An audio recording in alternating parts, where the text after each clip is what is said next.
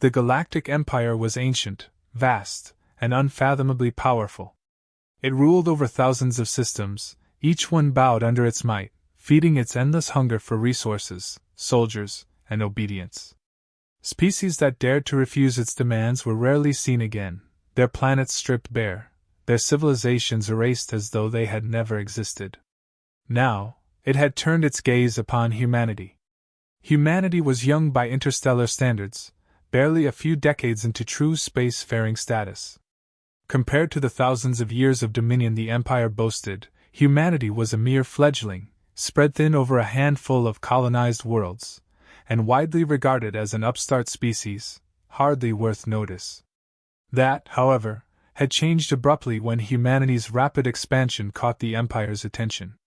Unimpressed with humanity's limited territory but mindful of its potential, the Empire sent its message, and in the minds of its leaders, the matter was already settled. The demand was delivered with chilling precision: humanity would pay tribute to the Empire. It would hand over vast amounts of its precious resources, give up its technology, and perhaps most disturbing of all, provide conscripts. Soldiers from Earth would be drafted to serve in the Empire's endless wars, disposable units for a cause they had no part in, fighting battles in distant systems under the banners of a power they had only just encountered. The message was transmitted in every major language, flooding Earth's networks, and leaving little room for misinterpretation. The Empire's ambassador made it clear: compliance was not optional. Humanity would either pay tribute or face the consequences of rebellion. The Empire expected humanity to understand its place, to submit, and to fall in line as so many others had done before. The initial reaction on Earth was one of fear. The threat of an unstoppable empire wiping out all traces of human civilization was not one to be taken lightly. The Empire's ships were titanic, capable of wiping out entire fleets with little more than a thought. Its soldiers were legion, backed by technology and weaponry that far surpassed anything humanity had developed. Public response was polarized. Some called for immediate compliance, pointing out that defiance would only lead to extinction. Others argued for resistance, a desperate defiance fueled by outrage and the instinct for self-preservation. The leaders of Earth were faced with a decision that would determine the future of their species. After tense deliberations, they made the choice to send a representative to meet with the Empire's ambassador, hoping to find some way to negotiate terms less devastating. The decision was not without opposition. The hawkish factions saw any attempt at negotiation as an act of submission. But the Council pushed forward, believing that there was a chance to assert humanity's dignity, even in the face of the Empire's overwhelming superiority. The diplomat chosen for this task was an unconventional figure. Known not for diplomacy, but for a reputation of unyielding courage, they were someone who had never once backed down from a challenge, no matter how intimidating. They were an embodiment of humanity's resilience, someone who had seen the darker sides of the galaxy, and remained steadfast in their loyalty to Earth and all it stood for.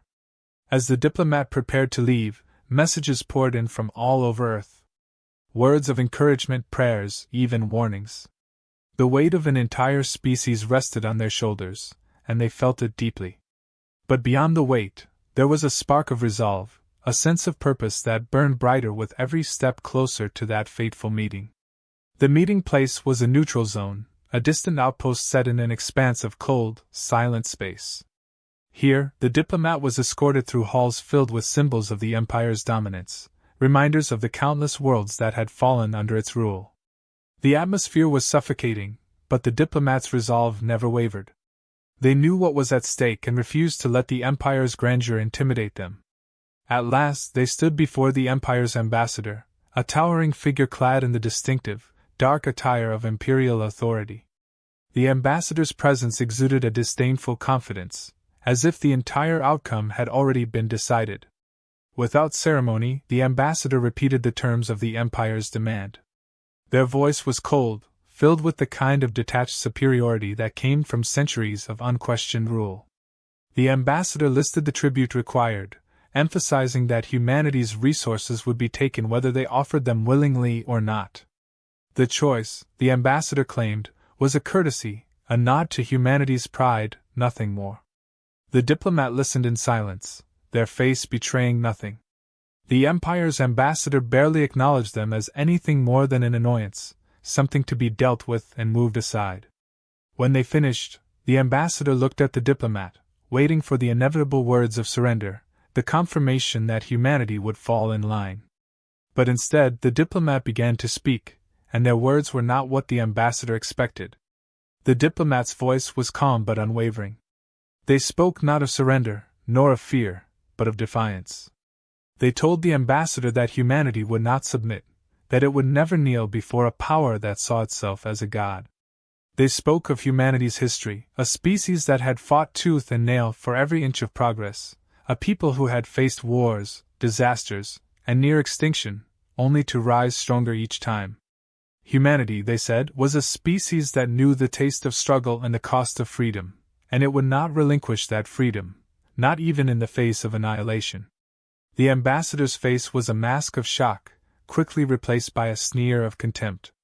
They dismissed the diplomat's words as the bravado of a primitive race, a futile display of pride that would soon be crushed. The ambassador reminded the diplomat of the Empire's unmatched strength, the insignificance of humanity in the grand scheme of the cosmos, and the futility of resistance. They spoke as though they were addressing a child, ignorant of the realities of power. But the diplomat was unmoved. They continued, their voice growing stronger, each word carrying the weight of a species that had made its choice. They told the ambassador that humanity would rather face the Empire's wrath, would rather be erased from the stars, than live as slaves. Humanity, they said, would choose war over servitude, destruction over dishonor. And if the Empire was so certain of its dominance, it would have to prove it on the battlefield. With that, the diplomat turned and walked away, leaving the ambassador in stunned silence. The Empire had been challenged before, but never by a species so young, so seemingly vulnerable. Yet humanity's defiance was unlike anything the ambassador had ever encountered. It was as if humanity's entire spirit, its fierce determination to survive and thrive, had been concentrated into that single moment of defiance. Back on Earth, the diplomat's words echoed through every broadcast, every network. Humanity was not blind to the consequences of what had been done. War was now inevitable. The Empire would not allow such defiance to go unanswered. Yet, as the message spread, a strange thing happened. Where there had been fear, there was now a growing resolve, a readiness to stand together against the impossible. In that moment, humanity's fate was sealed, not by the power of the Empire, but by its own unbreakable will. The Galactic Empire had delivered its ultimatum, and humanity had answered with a single, unwavering word: war. The diplomat, a figure renowned for a courage that bordered on recklessness, prepared with intense focus. They understood the stakes. This was not merely a diplomatic negotiation but humanity's one chance to stand tall against a power that dwarfed them in every way. The Galactic Empire, convinced of its invincibility, expected humanity's submission, assuming the diplomat's arrival was merely a formality before the inevitable capitulation. When the diplomat arrived at the Empire's designated site for the meeting, they were met by a procession of imperial guards and advisors, all draped in the somber, intimidating garb that symbolized their vast and oppressive rule. It was designed to impress, to convey the insurmountable power the Empire wielded over those within its grasp.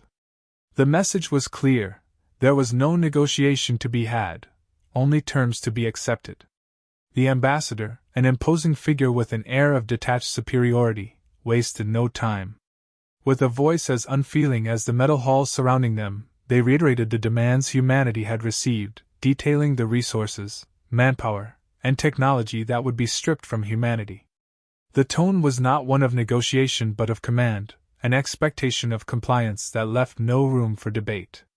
The tribute was non-negotiable, a privilege, granted to those fortunate enough to live under the Empire's rule, as the ambassador put it. The diplomat, however, showed no hint of fear or submission. Their face remained impassive, and as the ambassador spoke, a glint of defiance began to surface in their gaze. When the ambassador finished speaking, there was a moment of silence, a pause during which the Empire's envoy anticipated the diplomat's surrender, perhaps even a plea for mercy. But instead, the diplomat took a breath and, with a steady voice, began to speak in words that shattered the Empire's assumption of humanity's compliance. The diplomat's response was simple yet resolute. Humanity would not comply. The Empire had misjudged them. There would be no tribute, no conscripts, and no resources handed over.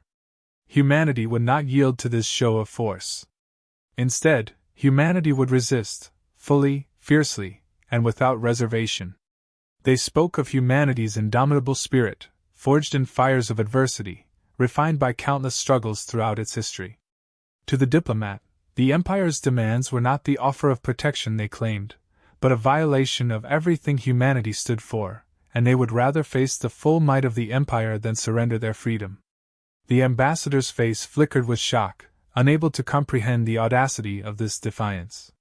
It was not anger yet, more disbelief, as though they were witnessing a creature too small to understand its own place in the universe challenge a giant. The ambassador quickly tried to recover, leaning forward and sneering, reminding the diplomat of the Empire's might and the pointlessness of resisting it. The threats were as cold as they were certain. The Empire did not tolerate defiance, and if humanity refused to obey, then every human world would face consequences so severe they would become a warning to any species foolish enough to follow suit. But the diplomat did not flinch, their words unyielding. They declared that humanity had weighed those threats, considered the consequences, and found the terms unacceptable. Humanity's freedom, they argued, was not a gift to be bartered or taken, it was an unalienable part of their identity. They spoke of a history of resilience, of wars fought not for conquest but for survival, of a species that had overcome every hardship it faced. To them, the Empire's demand for subjugation was an insult to the very soul of humanity, an affront they would answer not with submission but with their entire force, no matter how small or outmatched they might be. As the diplomat's words echoed in the silent hall, the ambassador's expression shifted from disdain to something more severe, a simmering anger. They could not comprehend how such a young, vulnerable species dared to respond with defiance rather than fear. The diplomat's tone, calm but defiant, seemed almost to mock the Empire's dominance. The ambassador, grasping at control, interrupted, warning the diplomat that humanity was sealing its doom, that no species had ever survived open rebellion against the Empire. To resist, they insisted, was madness. The diplomat's reply was a calm, measured statement that left no room for doubt. Humanity, they said, would rather face obliteration than live under a yoke of oppression. They stated that they would take their chances against the Empire's power, that they would face whatever storm was unleashed rather than betray the ideals that made them human. It was not bravado but conviction, the quiet strength of a species willing to stake everything on the principles they held dear. The ambassador, incensed and visibly shaken, struggled to regain the intimidating composure with which they had begun. They threatened annihilation, pointing out the countless worlds the Empire had already conquered, species that had either vanished into history or bowed to the Empire's rule. The diplomat listened, unshaken, as the ambassador declared humanity would be an example, crushed and forgotten, a brief spark extinguished by the weight of true power. Yet the diplomat's expression was unwavering, their words resolute. They spoke as though they held no fear of the Empire's threats, as though they saw right through the ambassador's facade of invincibility. Humanity, the diplomat said, was well aware of the cost of resistance, but they were prepared to pay it. The survival of their spirit, their essence as a free people, mattered more than survival itself. They reminded the ambassador that humanity had overcome obstacles just as impossible in their own history and emerged stronger each time. And now, if the Empire sought to crush them, it would learn that humanity's spirit was as unbreakable as it was fierce. With a final, defiant proclamation, the diplomat ended their speech, looking the ambassador directly in the eyes. Humanity, they declared, would not bow. If the Empire wanted them as enemies, they would be ready for the fight. The ambassador's expression contorted in a mix of outrage and disbelief, grappling with a situation that had spiraled beyond their expectations. For the first time, the Empire's representative found themselves at a loss, faced with an unyielding defiance that did not fit into the Empire's doctrine of control and dominance. The diplomat turned to leave, their backs straight, shoulders unbowed, carrying the weight of humanity's decision with a dignity that needed no further words. They knew that this moment would define the fate of their people, that they were walking away from the relative safety of submission into the terrifying unknown of war. Yet, in their heart, there was no doubt. Humanity had spoken, and its answer to the Empire was CLE. As the diplomat departed, the ambassador remained rooted, processing the reality that an entire species had just openly defied the Empire. This was not the outcome they had expected, not the quick compliance they had assumed. For the first time, the Empire would face a species that would not simply yield, that would fight with every ounce of strength they possessed. And as the diplomat's words echoed in their mind, the ambassador realized that this defiance was not a temporary rebellion, but the beginning of something far more profound, an unbreakable will, a determination that defied logic and fear. The Empire's demands had been met with a force no calculation could measure, no threat could dissolve. Humanity's spirit, unyielding and fierce, had issued a challenge that the Empire could not ignore. After the diplomat's return, the message of defiance rippled through every corner of human civilization, igniting a flame that had not been seen since humanity first reached for the stars. The people of Earth, its colonies, and outposts across distant worlds understood what was coming. This was not merely a diplomatic failure, it was a declaration of war, a battle cry that echoed through every broadcast, every conversation, every silent moment of reflection. The response was swift. Across every nation and every colony, humanity mobilized in a way that only true survival demanded. Governments set aside old rivalries, corporations volunteered their technologies, and individuals of every background stepped forward to contribute however they could. From scientists in pristine laboratories to miners on the most remote colonies, there was a unifying purpose that swept over humanity like a tidal wave.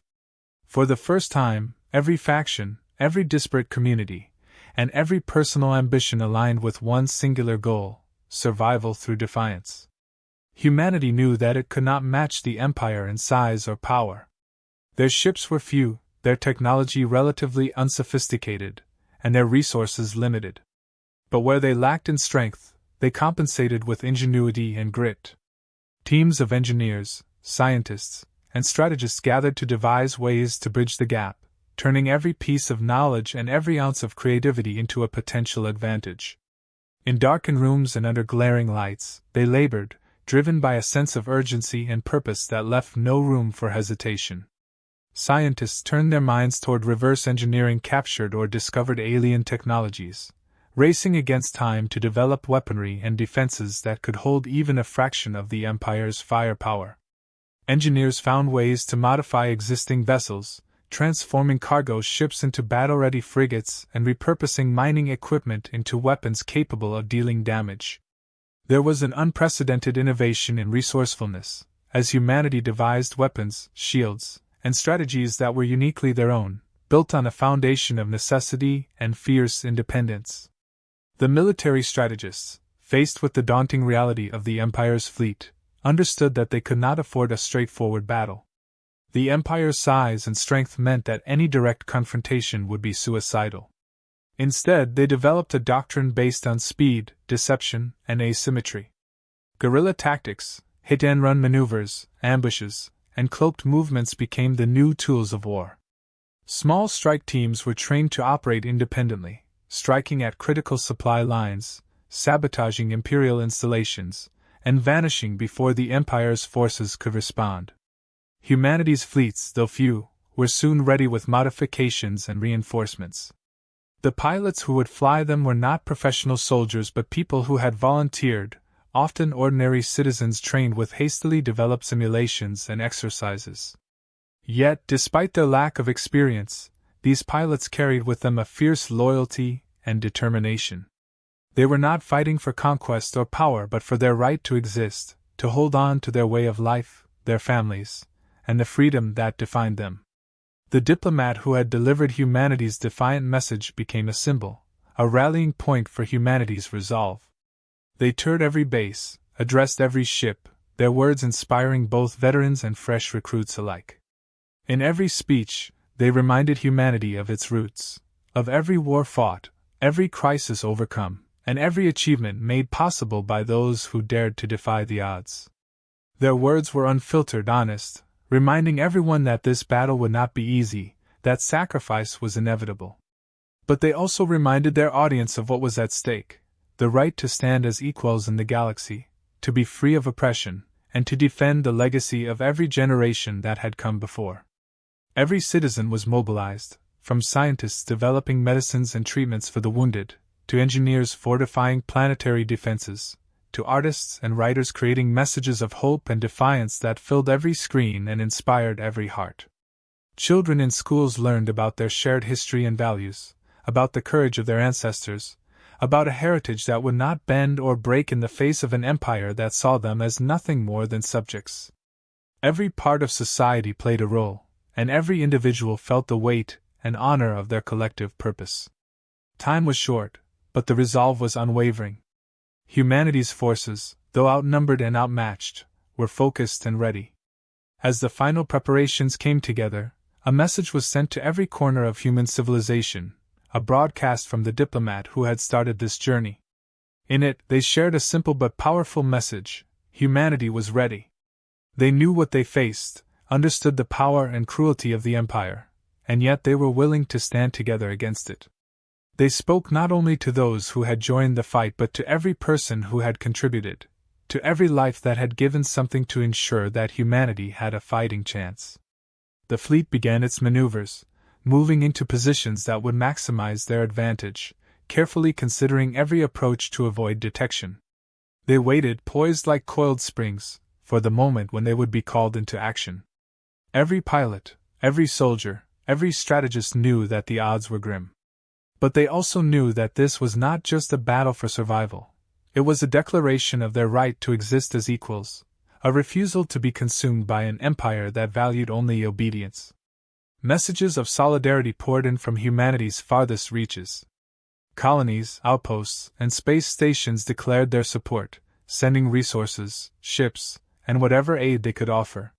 Humanity's determination spread like a spark across the stars, a signal that they would not surrender, that they would not kneel, that they would fight until they could fight no more.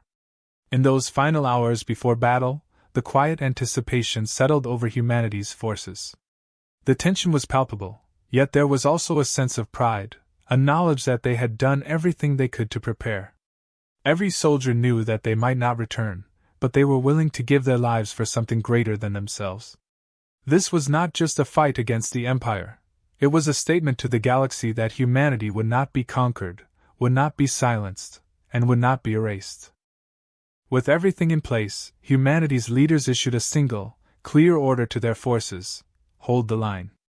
No matter what the Empire threw at them, no matter how insurmountable the odds, they were to fight with every resource, every tactic, and every ounce of courage they possessed. Humanity's survival depended on their strength, but their spirit, their defiance, was what would carry them through.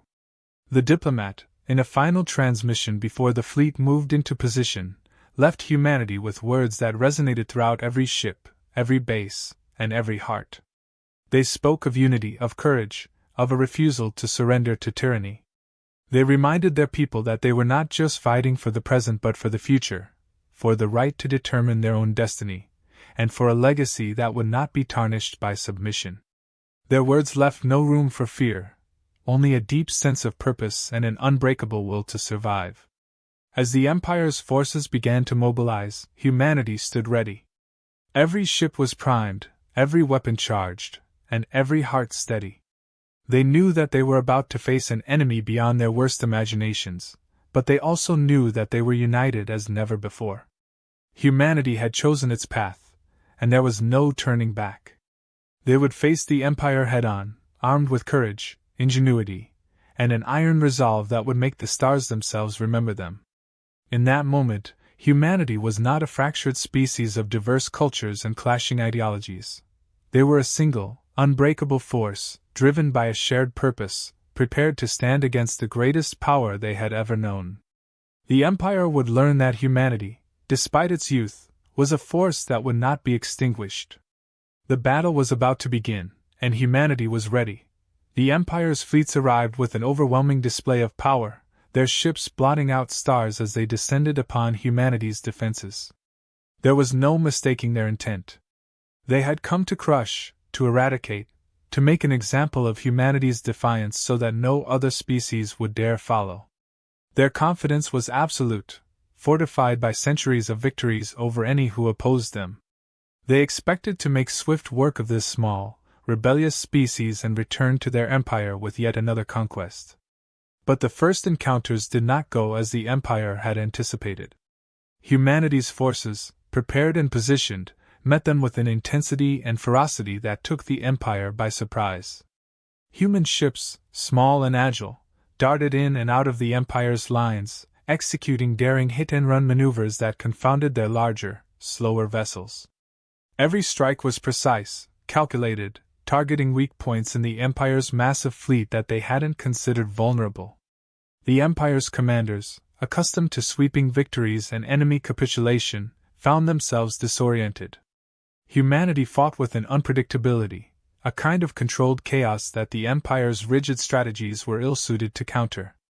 Imperial ships, accustomed to frontal assaults and overwhelming displays of firepower, struggled to keep up with human tactics that relied on mobility and guile.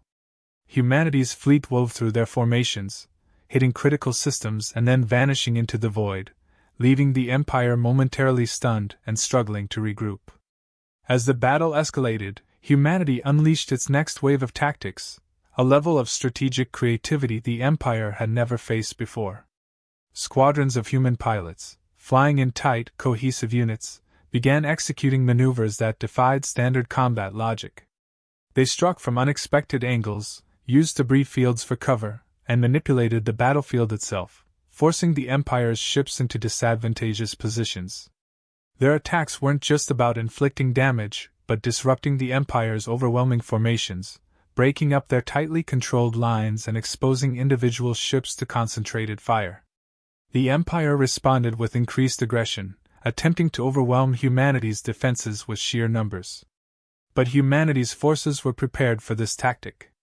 Their fleets splintered into smaller groups, moving independently yet in perfect synchronization, spreading out the Empire's forces and stretching their resources thin. Human commanders coordinated their attacks with split-second precision, outpacing the Empire's cumbersome command structure. Despite their numbers, the Empire's forces found themselves chasing shadows, unable to predict where humanity's next strike would land. In the midst of the chaos, human ground forces made their move. Using stealth and precision, they launched targeted assaults on Imperial bases and supply ships, disrupting the Empire's logistics and cutting off reinforcements.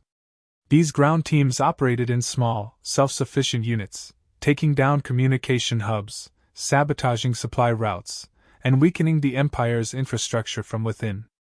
The Empire's soldiers, trained for large-scale, organized warfare, were unprepared for the relentless and unconventional tactics of these human teams. Every strike, every act of sabotage, chipped away at the Empire's seemingly invulnerable might, leaving them increasingly vulnerable. The Empire, growing desperate, deployed more of its elite forces, bringing in commanders known for their ruthlessness, determined to crush humanity's resistance once and for all. But humanity's forces adapted, constantly evolving their strategies to counter each new threat. They had become an elusive, tireless adversary, one that fought with the intensity of a species defending its home, its identity, its very existence. For every advance the Empire made, humanity responded with a countermeasure, a trap, or an ambush, draining the Empire's resources and morale with every engagement. Then came the moment that would shift the battle irreversibly. The Diplomat, still at the forefront of humanity's struggle, broadcast a message across the galaxy, not just to humanity but to all species under the Empire's rule. It was a call to arms, a message of resistance that resonated beyond the immediate battlefield. They spoke of humanity's stand as a symbol, a defiance not only for themselves but for all who had ever suffered under the Empire's oppression. They declared that the Empire could be challenged, that its power was not absolute, that its rule was not inevitable. The message reached worlds across the Empire, stirring whispers of hope, the spark of rebellion. For the first time in its history, the Empire found itself facing resistance not only from humanity but from within its own borders.